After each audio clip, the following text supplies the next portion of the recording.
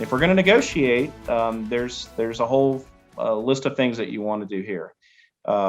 If you go back and negotiate, you absolutely need to be prepared, and you need to be able to justify the value that you're going to be trying to negotiate in terms of an increase. As any procurement professional will tell you, you cannot get emotional in these situations. It's just going to send the wrong signal. So you want to keep things calm, cool, collective when you negotiate. You want to have a plan A, but you also want to have a plan B and maybe even a C, D, and E. Not everybody's going to get what they want on both sides. The goal is to get to the altar with enough of what you need and to feel comfortable to accept, and the employer is trying to do the exact same thing. So know that that's the goal. If they can't budge on salary, let's say maybe you agree to, well, in 6 months, could we do an early review where if I achieve A, B, C in terms of objectives, perhaps I could be eligible for an increase then. So you're setting the stage for a future negotiation if you can't get it on the front end. Ask what you need to do to prove yourself in the first 6 to 12 months to earn a raise. You want to make sure you understand what's number one, what's number two, what's number three. And if you've got multiple offers in hand, that's great. Congratulations. We're seeing that happen a lot here lately in our recruitment. So look at it. Same thing. Maybe you have a different column A for the first job, column B if you've got a third offer, column C. And you want to look at all of these things across the board. Everything's ranked most important to least. Salary may not always be the most important thing, especially as you get further in your career. You're looking for, a place that you can make a big impact.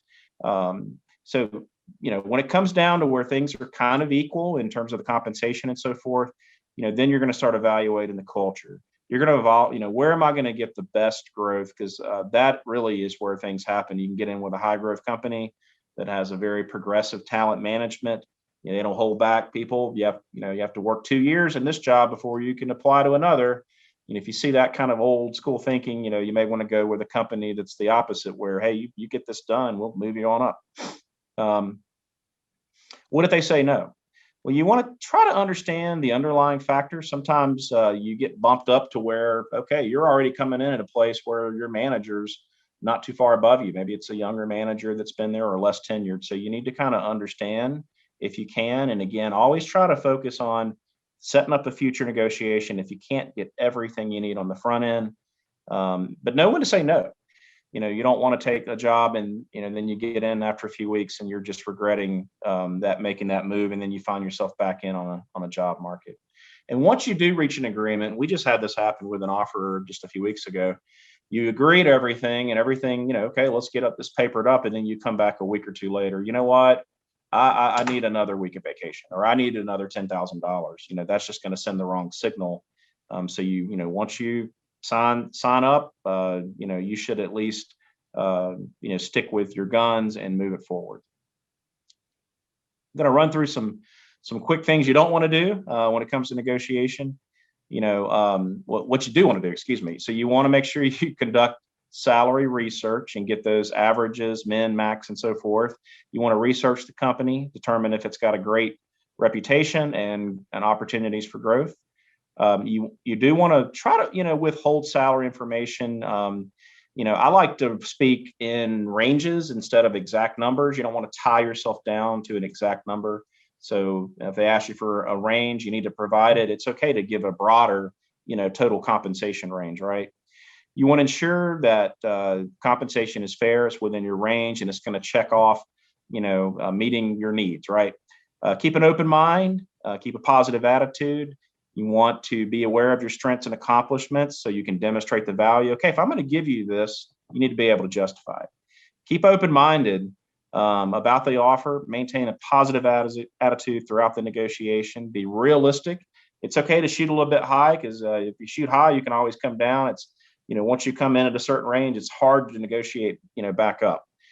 You always want to thank the employer when the offer is made, and again, factor things in, looking at the longer term opportunity versus the short term impact to your financial. What's going to be the longer term upside. You got to measure that. It's extremely important, as well as the opportunities for growth. You want to be honest. Never lie. Keep it transparent. And if you do choose to decline, you also don't want to ghost the employer. Let the employer know. Things you don't want to do: don't negotiate as soon as you get that offer. Take some time. You got to take some time, especially if you have family. You want to review it with the family and make sure everything's right, and then you go back in. Don't accept an offer strictly for the money. If you do get into a bidding war, you got to be careful there. You certainly want to try to game one out. Well, this person gave me another five. What can you do? And it's just going to give that impression of it's about me, me, me, me, me. You don't want to accept an offer until you see everything in writing. I've seen people get a verbal offer. I accept. And that's not what you want to do. Make sure it's in writing. Sometimes those things get put on hold at the last minute and you put in your resignation, you're out of a job. So don't put in that resignation until you've been fully approved and green lighted to start, especially if there's a background or drug test involved. You do not want to inflate your earnings ever. And you don't want to get overly aggressive or negative, in terms of negotiating your salary. And don't accept the first job that comes along unless you're super confident that it's going to be the right opportunity. You're trying to find that next career path. Don't just come along to the first thing that pops up unless you know it's a great fit.